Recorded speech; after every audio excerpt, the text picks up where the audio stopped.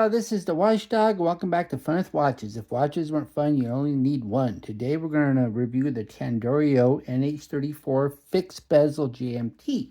Tandorio doesn't really have a reference number, and it's kind of a debate on exactly what it's homaging. So I'm just going to say Fixed Bezel. Start with the wrist check. I'm wearing this Parn Sarpi, and there's no doubt about it, is trying to homage a Vacheron Constantin overseas. And Greg was wearing my Phil Never FN 1801 huge dive watch. I told Grego that I was reviewing a Tandorio. He said, "Does that mean we're having tandoori chicken for dinner?" I said, "You sound just like Jody from Just One More Watch." Grego said, "No, Jody views food association as a negative, but I view it as a positive. Panerais make me think of Panera Bread cinnamon crunch bagels with honey walnut cream cheese." All right, let's take a look at the watch. It's a Tandorio, and I don't know who sent this to me. All I know is I did not order it from AliExpress, and it just showed up. And I searched and searched my emails for any mention of Tandorio, and I don't have any mention. So I don't know who sent it to me, but I assume I do not have to send it back, so I will press the sponsored video button. And I know it wasn't Temu because this was long before my association with Temu. So I will leave several links to AliExpress stores because I can't imagine anything else sending it to me. This is the 5th Tandorio on my channel. Tandorio doesn't seem to do reference numbers. This watch features a NH34 automatic GMT movement, which has taken the AliExpress watch world by storm, giving a better movement option for all of these GMT watches that sell so well. It's tempting to call this an homage to the Tudor Black Bay Pro due to the snowflake hands, but if you look at the bezel markings and font, the Cyclops, crown guard, and clasp, it screams Rolex Explorer 2. The Rolex style hands are an option. I was sent this watch and I did not request it, and if I did have a choice, I probably would have chosen the Rolex style hands, as once again I consider this more of an Explorer 2 homage than a Black Bay Pro. Tandorio does make another model that is a bit closer to the Black Bay Pro in the bezel department, but still has the crown guard and Cyclops that is absent from the Black Bay Pro. The watch is 39 millimeters at the bezel, so it is smaller than Explorer 2 and more Tudor size. It's 47.5 millimeters lug to lug, but it has protruding end links where Tudor has inverted end links. It's 12.5 millimeters thick if you don't count the Cyclops, which isn't a bad thickness for a 100 meter NH34 powered watch. Has a 20 millimeter lug width and it tapers down to 16 at the clasp and weighs 146 grams on the supplied 3-link bracelet with 2 links removed. The bezel's fixed. The original Explorer 2 was never meant to be a GMT watch. It was meant to be a watch that you could wear in a cave or some other place where you didn't have the sun as a reference. And so the GMT hand was really a 24-hour hand. It was only later on that they converted it to use a GMT movement. But this one has a GMT movement and it says GMT. But once again, you can't use the bezel to track another time zone.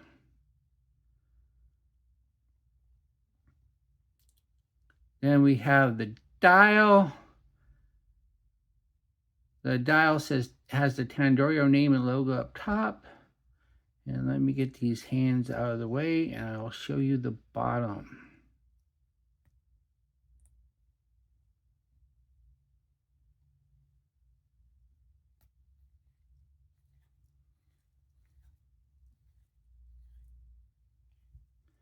And this says GMT automatic 100 meters, 330 feet.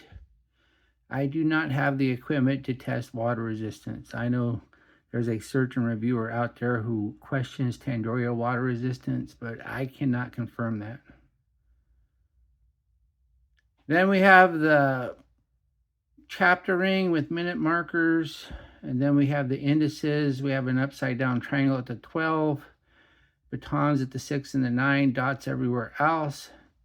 Then we have a Cyclops and a date at the 3, and the Cyclops does a really good job of magnifying no matter what your opinion of a Cyclops is, my opinion is if you're going to have one, at least have one that magnifies, and this one does.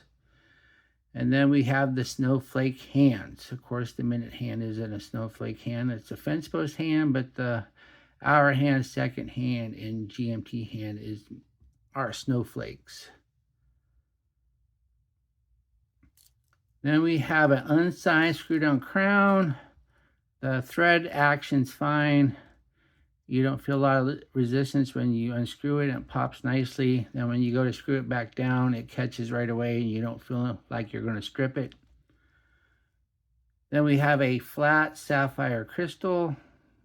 I don't know if there's AR coating or not, but it does a good job of not reflecting, so I'm happy with the crystal.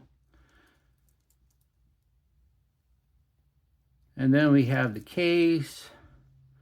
The case looks like your typical oyster style, brushed up top, polished on the sides, and we do have crown guards. Once again, if this was an homage to Black Bay Pro, it shouldn't have crown guards.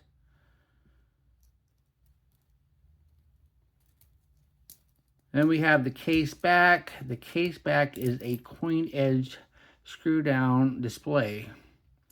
Personally, I'm not a fan of display case backs on NH34s and NH35s. Yeah, those are not pretty movements. They're great movements. They're great workhorse movements, but you've seen one, you've seen them all. But, I mean, it doesn't bother me that it has the display case back. I just don't really see it as a positive. And it is coin edge, which is a negative because not everybody has coin edge tools. If you want a tool to open this, you will need a 29.5 millimeter. Underneath the case back is the NH34 GMT movement. This is put out by the Seiko Group. It's a 24 jewel, 3 hertz movement that hand winds hacks, has a bidirectional rotor and about a 40-hour power reserve. And they're usually fairly accurate right off the shelf. And we'll go ahead and put it on the Timegrapher. Here it is on the Timegrapher, and as you can see, it's running pretty accurate. We got some +2s, some +1s, some zeros. There's another 0 there, so yeah, very accurate. I set it to 53 degrees because somebody's been complaining that I haven't been setting the proper lift angle. So I looked up the lift angle of an NH34 and it said 53 degrees. But as you can see, there's still beat error, so you can't blame me for not setting the Timegrapher correctly because it's at 53 degrees, but we're still getting 0.7 milliseconds beat error. That's why you see 2 lines on the screen, but still running very accurate, and I guess that's more important than beat error. Also, I can't make the assumption that everybody watching this review is familiar with how to use an NH34, so I better go over that. Basically, what you're going to do is you're going to put the crown in the first position, and if you turn the crown counterclockwise, you get a quick set date. Then if you turn it clockwise, you move the GMT hand in 1 hour increments. So unlike the Ronda 515-24H, which has a smooth turning GMT hand, this one jumps. So it makes it easier to set, but it still only goes in one direction. So if you go too far, you gotta go all the way around to do it again. And there are potential alignment issues with your GMT hand because of that jump.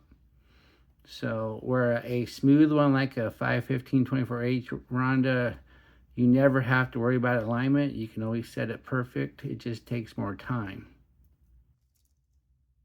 And then we have the bracelet. The bracelet is oyster style with protruding end links. And then we have screw pin adjusters, not push pins. I prefer push pins because I just never have to worry about push pins coming out on me, but I've had screw pins come out on me before. But I haven't had that issue with this watch. They seem to stay in just fine. At least they're nice big heads, so you don't have to worry about getting a really tiny screwdriver. And then we have the clasp. The clasp has on-the-fly adjustment, so that's just great. So, of course, it's a oyster style clasp. It's not a Tudor style. So once again, if you're going for the Black Bay Pro look, you might want to look elsewhere. But of course, you probably can't get a Tudor style with on-the-fly adjustment like you can here. All you have to do is pull it out, and then you can just move it back and forth. So you do not need any tools to adjust your bracelet. So that's always great.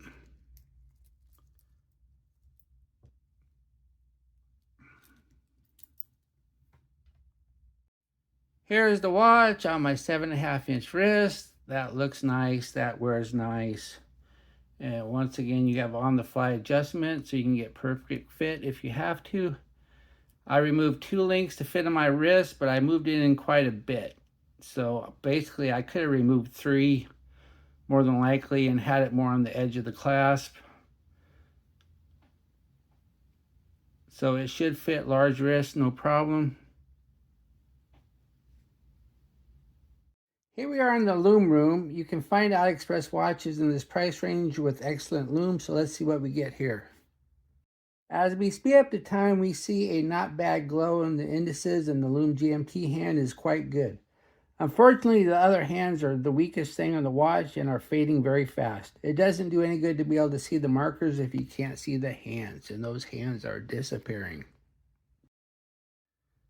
What do I like about this watch? Well, it looks and wears nice. Has an NH34 movement, on-the-fly adjustable clasp, and it has a cyclops that actually magnifies. What are my gripes and groans? The loom's not any good, and there's kind of an identity crisis going on. It has Black Bay Pro hands, but Explorer 2 everything else. And it does have a coin edge case back, so you will need a coin edge tool to open it. Do I recommend this watch? Yes, it looks and wears nice, has an NH34 movement and on-the-fly adjustable clasp. What? And once again, if you don't like the fact that it has snowflake hands on a more Explorer 2 design, you can get it with the Rolex style hands. Well, thank you for watching my review of the Tandorio NH34 powered fixed bezel GMT watch. And I'll be back with another review or unboxing. Be sure and like and subscribe to my channel. And if you like this watch, I will leave an affiliate link from AliExpress, because once again, I don't know where it came from. And then I'll also leave another affiliate link for the more Black Bay Pro style one that has the bezel with the lines instead of the triangles and the lighter font. Bye.